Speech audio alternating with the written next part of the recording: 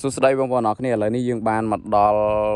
ចំការឈូកហើយនេះគឺជាម្ចាស់ចំការឈូកតោះយើងទៅស្ដាប់ការណែនាំនិងការរៀបរាប់អំពីប្រវត្តិនិងដំណើរដើមតងក៏ដូចជាការរស់នៅនិងការពារចំការឈូកដូចម្ដេចជាមួយនឹងកសិករវ័យក្មេងអស់គ្នាតោះតាមមកដើមតោះទៅខាងកាត់វិញត្រឡប់វិញតើបងប្អូន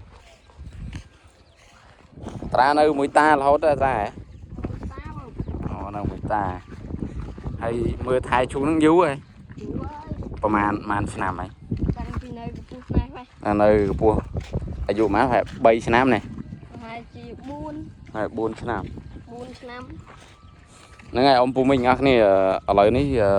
ក្មួយរបស់ខ្ញុំអាយុប្រហែលជា12 13ឆ្នាំអាយុប៉ុន្មានតា13ឆ្នាំបងប្អូនអស់គ្នា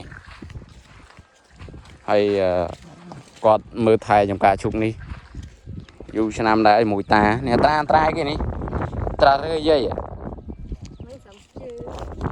ជើងគាត់នៅក្នុងនេះគឺមាន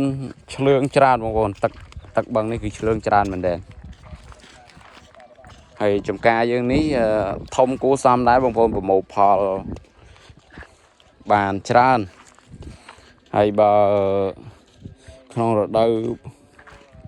បនទៀនក៏ដូចជាចូលឆ្នាំចេះយើងលក់ជាផ្កាបងប្អូនផ្កាយើង4ផ្កា1000ណាត្រា1000ណា1000អញ្ចឹងវាស្មើនឹងមួយដើម250បងប្អូនយើងអស់គ្នាហើយផ្កានេះគឺជាផ្កាល្អស្រស់ស្អាតរីកដុះដាលអត់យកផ្កាកពុំឲ្យបងប្អូនណាផ្ការីកហ្មងហើយម្សិលមិញនេះគឺស្រង់ព្រះហើយបន្តិចទៀតនេះយើងនឹងរៀបចំបូមស្រះដើម្បីចាប់ត្រីស្រែទុកហូបអត្រាចុះទៅកាន់ផ្កាឈូកបង្ហាញជូនបងប្អូនទីថារីកល្អអត់រីកល្អបងប្អូនយើងអស់គ្នានេះវ៉ាវអានេះតាវាជ្រុះគឺដឹងតែចេញក្តាប់ណាស្អាតហើយបងប្អូនអូស្អាតមែនទេតោះទៅទៀតឥឡូវយើងទៅមើលបៀឬក៏ស្រះមើលស្រះនេះស្រុកយើងម្ដងតោះបង្ហាញជូនអ៊ំពូមីងអស់គ្នាតោះចោះទៅស្រះណាដែលបូមហើយអាជ្រៅតាជំរឿជ្រៅនៅនេះពីដើមឡើយគឺគេស្ដារដោយដៃតែបច្ចុប្បន្នគឺគេស្ដារដោយគ្រឿងចក្រនេះបងប្អូនមើលនេះស្រះហ៎អូនេះត្រីតោះដើរទៅមើលកន្លែងតាបូម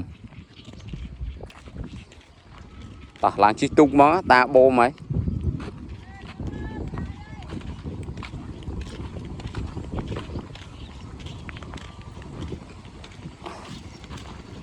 អូនេះ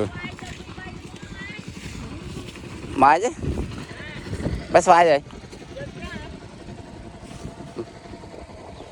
អត់ត្រាឡើងជិះទូកមើលរីងរឡើយមក